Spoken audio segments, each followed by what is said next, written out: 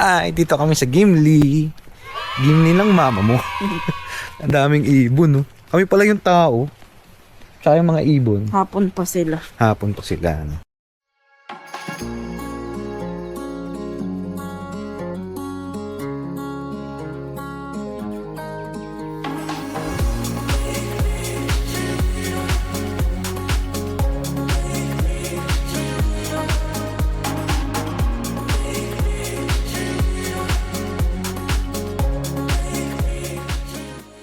Naka-record na.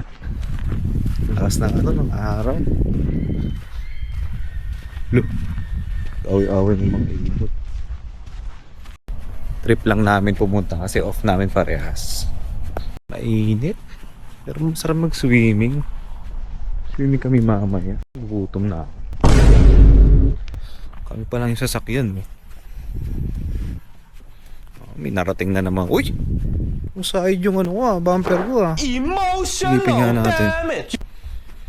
Ay, hindi. Sakto lang. Sakto lang, boy. Sakto lang. Kinabahan ako dun, Bruh. Ganun ba ka talaga kalaki ang polar bear o exage lang yan? Baka ganyan talaga, Bim. Ay, naman. Mas malaki nga sa tao. Ay, naman. Gago, ang cute ng mata. Ay. Yung Lake Winnipeg, tourist info. Ito kasi tabi niya para nakaharap, Anyong churros. Fishing si Kuya.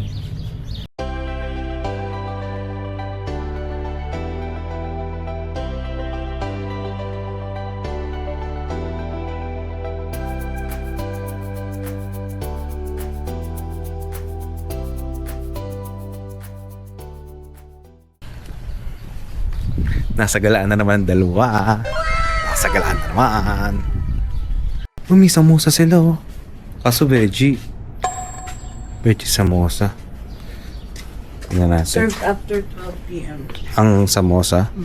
Breakfast lang yan. Sarap mamasyal lang. Ayun. Picture tayo din mamaya sa may yun. Ay, napakas ng araw. Taas ng sikat ng araw. Happy ka ba? Kasi kung hindi, uwi na tayo. Gustong umuwi kasi gusto niya mag-swimming sa Grand Beach. Ay, dyan sa Sa? isang beach. Saan beach? 11 pa. Okay. Check mo yung iba.